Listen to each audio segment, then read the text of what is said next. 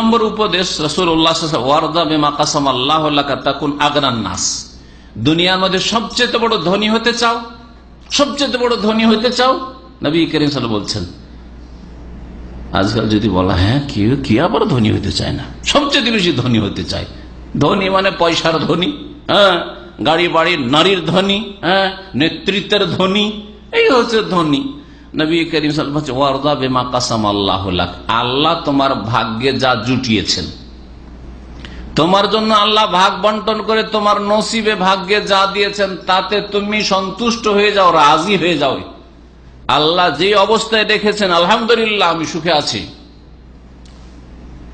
আল্লাহ যেই পয়সাটা দিয়েছেন তাতে আমি সন্তুষ্ট, যেই রকমই আমার সুস্থতা থাক তাতে আমি সন্তুষ্ট, যেই রকমই আমার সমাজে মান পজিশন থাক তাতে আমি সন্তুষ্ট, যেই রকমই আমার আর্থিক অবস্থা থাক, পারিবারিক অবস্থা থাক, যে কোনো দিক থেকে হোক না কেন, নিঃসন্তান, যে কোনো অবস্থায় হোক না কেন, আলহামদুলিল্লাহ আমি আমার ভাগ্যে আল্লাহ যা উঠেছে তাতে আমি সন্তুষ্ট, রাজি।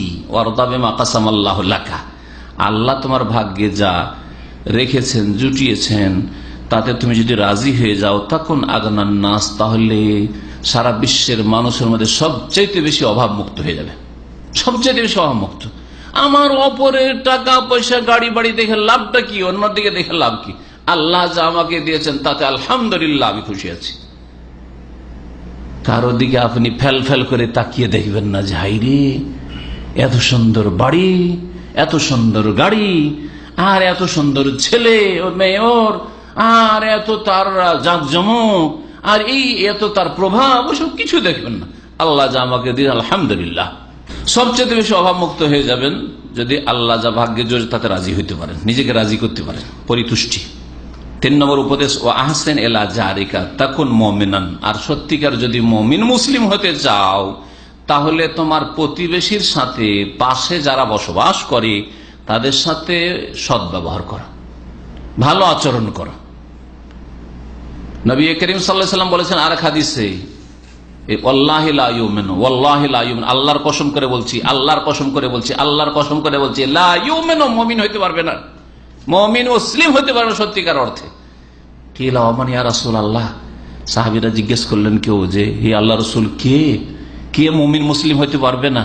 নবী করিম সাল্লাল্লাহু আলাইহি ওয়াসাল্লাম বললেন আল্লাযী লা ইয়ামানু জারুহু বাওয়াইকাহু, যার প্রতিবেশী তার অনিষ্ট থেকে নিরাপদ নয়।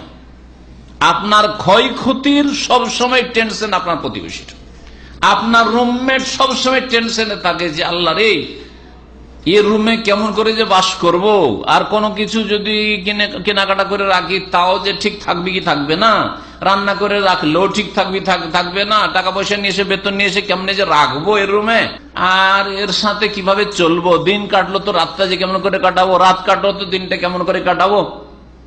যারা এক রুমে একাধিক ছেলেরা থাকছেন, অথবা এক পরিবারে 2-4-5টা বউ আছেন, এরা বেশি ঘনিষ্ঠ, তাই না? রাত দিন একসাথে একই বাড়িতে থাকছেন, একই রুমে থাকছেন, একই অফিসে কাজ করছেন, এরা আপনার সবচেয়ে ঘনিষ্ঠ প্রতিবেশী।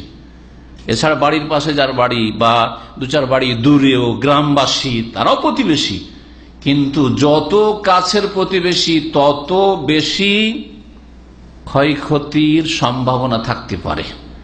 সেই জন্য নবী করিম সাল্লাল্লাহু আলাইহি ওয়াসাল্লাম শক্তভাবে সতর্ক করেছেন যে দেখো, তুমি যদি মুমিন হতে চাও তাহলে তোমার প্রতিবেশীর সাথে ভালো আচরণ